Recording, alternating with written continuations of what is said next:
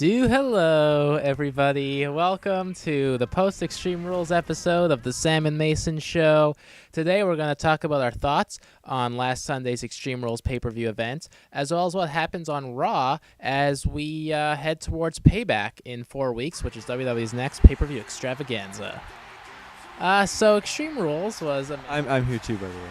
Yeah, Mason's here too, as always. It's not just the Sam Show. It's the Sam and Mason Show. Without Mason... Well, it's going to be this Sam Show because can't watch Raw anymore. Like, it's missing the past 2 weeks. Well, my life revolves around Raw, basically. I schedule around it, so... I schedule around... I used to book days off of work when there was a pay-per-view. Like, fuck that. I can't miss that shit. It's important. Yeah, hey, fair enough. I mean, I wish I could do that, but, I'll probably get fired. Not me. Well, I just tell them that I'm taking it off for something else. There's been a death. I mean, how many of your grandparents can die? Like, Yeah. 6 of your grandparents have died. How do you have that How many? many fucking grandparents do you have? Like, there's been a death in the family. WWE presents No Way Out live this Sunday. Anyway, no, I'm exaggerating, obviously, but no. Anyway, Extreme Rules was a pretty decent show.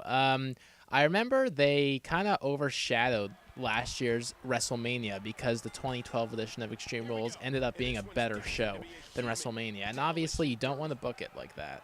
I mean, of course, yeah, give us as many great pay-per-views as you possibly can. If every one was amazing, that'd be great. But you don't want the show right after WrestleMania to be better than WrestleMania because then it loses its value. You know, WrestleMania is supposed to be the most exciting show of the year with the biggest stars and the biggest matches. And that was, obviously just a little problem I had with last year's Extreme Rules. The 2013 edition of the show was done very well. There were a few, bumps along the way, but I thought overall it was a very good show. It was headlined by Triple H versus Brock Lesnar in the Steel Cage match. Of course, John Cena versus Ryback in the Last Man Standing match for the WWE title, as well as what was supposed to be the ladder match turned into the I Quit match between Del Rio and Swagger due to Ziggler's injury. And I guess we'll start with that match. The thing is, after Ziggler got injured, people lost a lot of interest in this match. All it was a rematch from WrestleMania with the I Quit stipulation thrown in at last minute. So obviously it's not what they intended to do.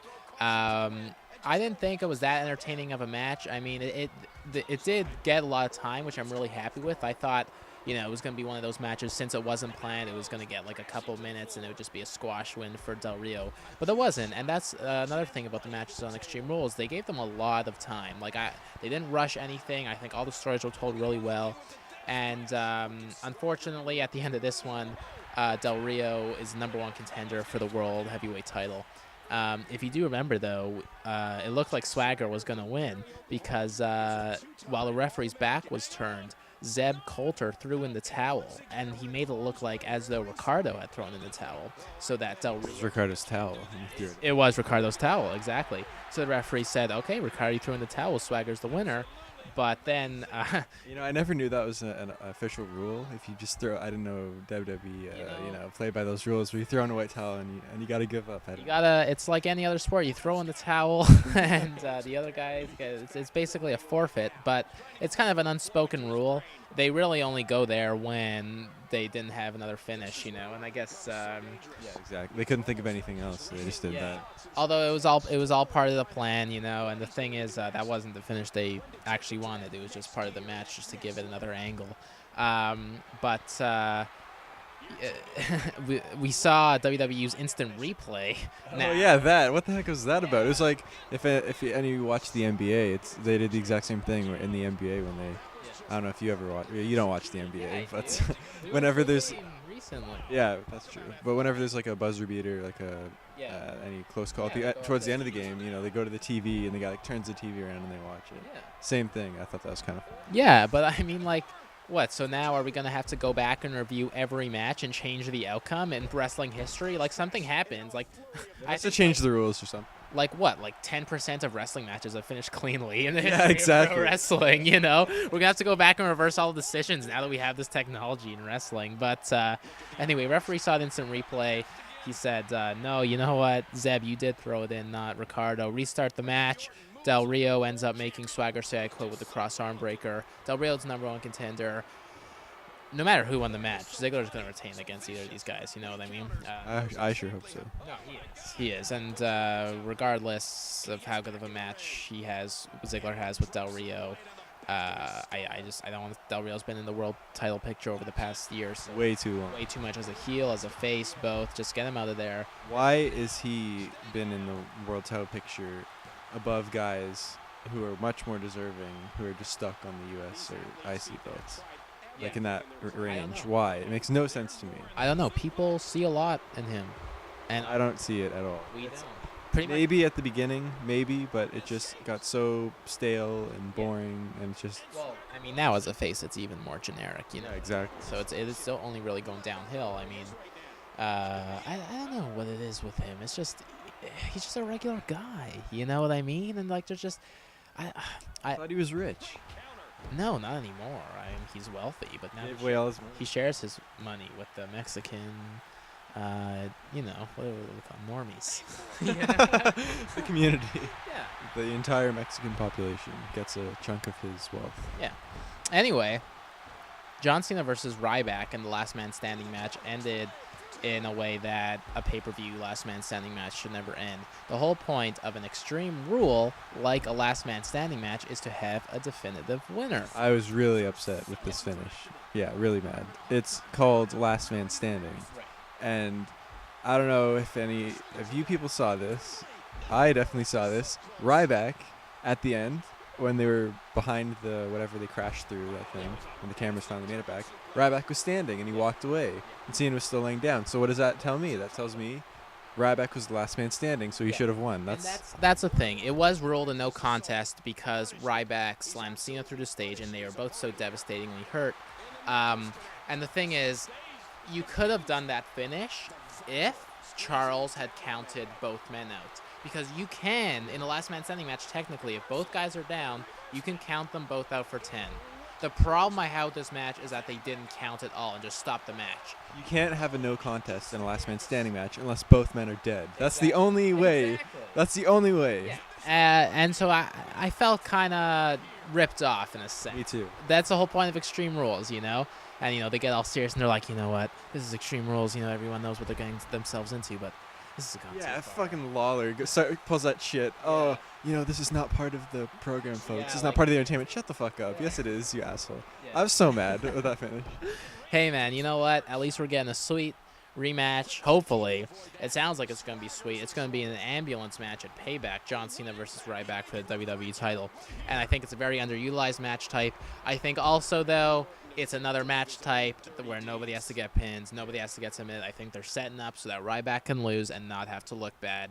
So I think it continues down the road. It's too early for Cena to lose the belt. He's got to hold it for a lot longer. Yeah, and you're right. They're just going to keep setting up these matches where it can be a no contest or a draw or some sort of interference can happen. And I don't want to see that on the pay-per-view.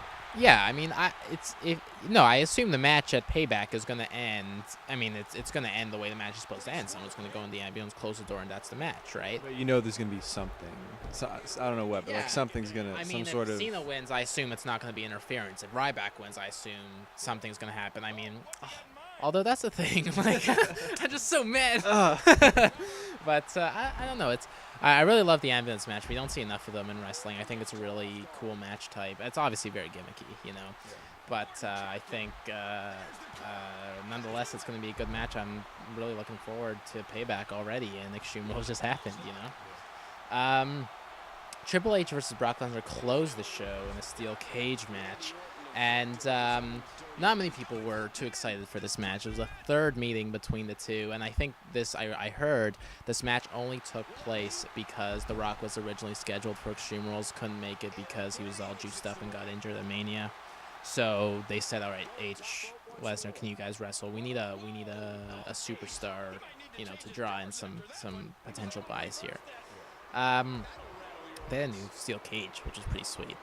Oh yeah, they did. Yeah, it looks pretty nice. I like the top. Right, so yeah, it was more dangerous than ever. Over 36 tons of solid steel designed to punish the human body. Oh wait, no, that's the Elimination Chamber. Well, whatever, it still hurts. But they booked this match correctly. Brock Lesnar could not have lost this match and remains a threat to anybody in the WWE. He would have been 1-3 if he lost this match, and he's going into a match with The Rock supposedly at SummerSlam. He won this match. Thank God. Triple H finally laid down and took a loss for the company. I understand he's a company man. I understand they always want him to look good, but it was the right thing was done here. It was a grueling match. The sledgehammer, Triple H's signature sledgehammer was... Can't even say it. I'm so fucking excited. But Lesnar delivered a devastating F5 after Paul Heyman delivered the low blow to Triple H, and Lesnar wins by pinfall, surprisingly enough, not by escape. So that's good. And it kind of led into something that happened on Monday Night Raw.